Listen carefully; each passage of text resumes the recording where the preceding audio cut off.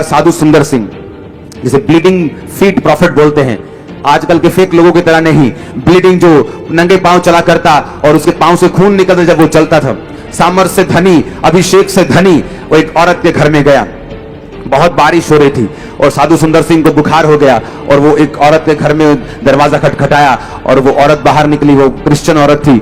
साधु सुंदर सिंह ने कहा, मेरी बहन, बारिश बहुत है और मुझे बुखार है, मैं आराम करना चाहता हूं, क्या मैं तेरे घर में रुक सकता हूं? कहती, तुसी ना ऐ करो, मैं ना तुहाडे लिए प्रेयर करांगी। कहता, जिसके सामने तू प्रार्थना करेगी ना, वो मेरे अंदर है, मेरे साथ खड़ा है। जिसके सामने तूने प्रेयर करनी है ना, वो मेरे साथ खड़ा है, वो मेरे अंदर है। क्या प्रेयर की बात कर रहे हैं? मैं परमेश्वर का दास हूं। तो जब प्रार्थना की जरूरत नहीं, बोने की जरूरत है, वहां तुम प्रार्थना नहीं कर सकते। अब पास्टर जी प्रेयर करांगे उसी, तुम अपने पास्टर से ज्यादा प्रेयर नहीं कर सकते। तुम में और तुम्हारे स्पिरिचुअल फादर में हमेशा तुम्हारा स्पिरिचुअल फादर राइट होगा, और तुम्हारे स्पिरिचुअल फादर और खुदा में खुदा हमेशा राइट होगा। उसने कहा, मुझे तेरी प्रेयर की जरूरत नहीं है, मुझे रेस्ट की जरूरत है। इमेजिन करो, अच्छी पोजीशंस में जाने के बाद, अच्छे देशों में जाने के बाद भी अभी भी लोगों के दिल चिड़ियों के जैसे हैं। चिड़ी का होता है ना दिल, छोटा सा। मैं आपको एक अच्छे विश्वासी और एक बुरे विश्वासी में फर्क बताता हूं। एक ऐसा विश्वासी जो पैसे में कंजूस है, बाइबल बयान करती है, वो परमेश्वर से प्यार नहीं करता है, क्योंकि तुम परमेश्वर और धन दोनों की सेवा नहीं कर सकते। अगर तुम पैसे में कंजूस हो, तुम बो नहीं सकते, तो मैं डेफिनेटली तुम्हें चैलेंज करता हूं, तुम परमेश्वर से प्यार नहीं करते, तुम पैसे से प्यार करते हो। पहली बार जब मैं अपने स्पिरिचुअल फादर के पास गया था, वो मुझे जानते नहीं थे। मैं अपने पास बहुत फैंसी कैमरास लेके गया था, बहुत महंगे कैमरास। तो वहां मैं अपनी चर्च की रिकॉर्डिंग लेके गया, देखो मेरे पास लोग हैं, ये है फोटोज अपनी सबकी।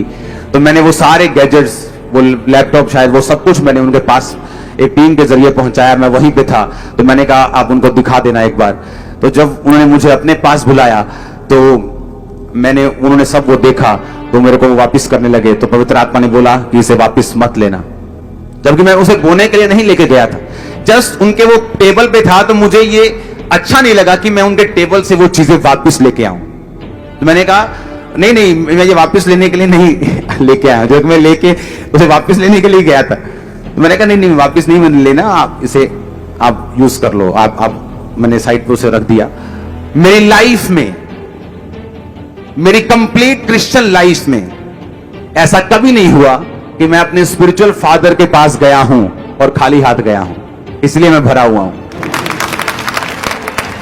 एक बार मैं बहुत बड़ा बीज, लाखों रुपए का बीज लेके गया, और उन्होंने जब उसे देखा, वो ज्यादा, कोई भी अनॉइंटेड मैन पैसों से प्यार नहीं करता। आप बड़ा बीज दे दे तो वो भी सेवकाई के लिए, आप छोटा दे दे वो भी सेवकाई के लिए, वो कौन सा उनके पर्सनल लाइफ में यूज होना है। लेकिन उनको ये मालूम होता है कि हाँ, ये व्यक्ति मेरी सेवकाई में बोता है, इसका मतलब ये मेरे साथ प्यार करता है, मेरे साथ डेडिकेट है। अगर आप अपने स्पिरिचुअल फादर के रास्तों को ओपन नहीं कर सकते, आपके रास्ते कभी ओपन नहीं होते। मैंने बहुत से स्पिरिचुअल सन्स देखे जो अपने फादर को यूज करते हैं सिर्फ रूहों को लेने के लिए, लेकिन एक्चुअल में आपको सपोर्ट करने के लिए परमेश्वर ने भेजा होता है, ताकि आपको भी ऐसे लोग आपकी लाइफ में मिले। मैं अपने सपने में भी इमेजिन नहीं कर सकता कि मैं अपने स्पिरिचुअल फादर के पास जाऊं और ही हु करके वापस आ जाऊं बिना बोए। ये नॉनसेंस, मेरी लाइफ की सबसे बड़ी नॉनसेंस होगी अगर मैं ये करता हूं। तो अगर मैं जाता था तो बीजों के साथ जाता था। मैं ये बताता कि मैं डेडिकेटेड हूं इस सेवकाई के प्रति, आपके प्रति, सिर्फ शब्दों से नहीं, मेरा कर्मों से भी प्रेम है, और मैं धन से प्यार नहीं करता हूं। आमीन।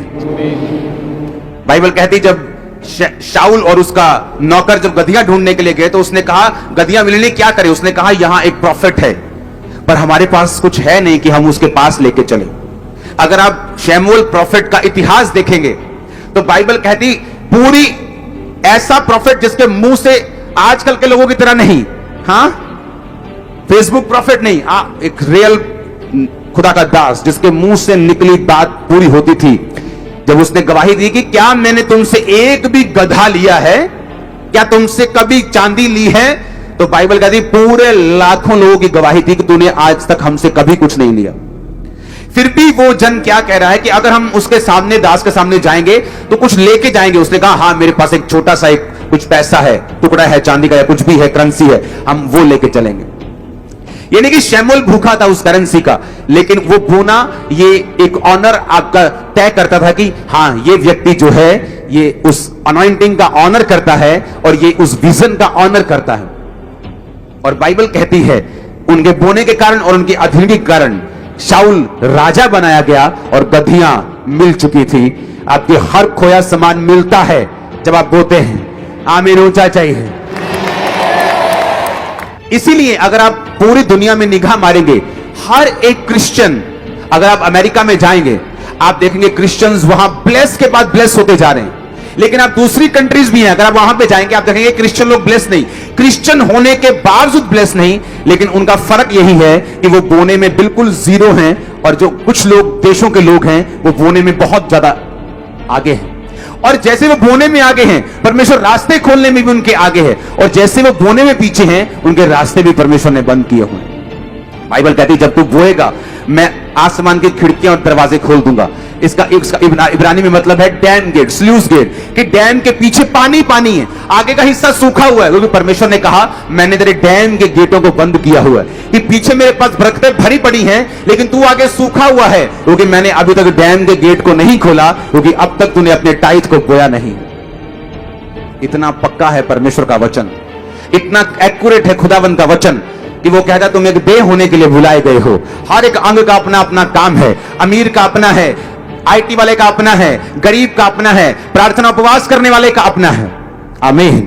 अगर साधु सुंदर सिंह ऐसी औरत को जिसको वो सड़क के किनारे बैठी होती है उसका अपना घर ना होता और उसको बोलते कि बहन, तो वो उसको ये नहीं कहते मैं तेरे घर में आना चाहता, वो बोलते बहन मेरे लिए प्रार्थना कर, क्योंकि तेरे पास तो खुद घर नहीं, तू मुझे कहां लेके जा सकती है।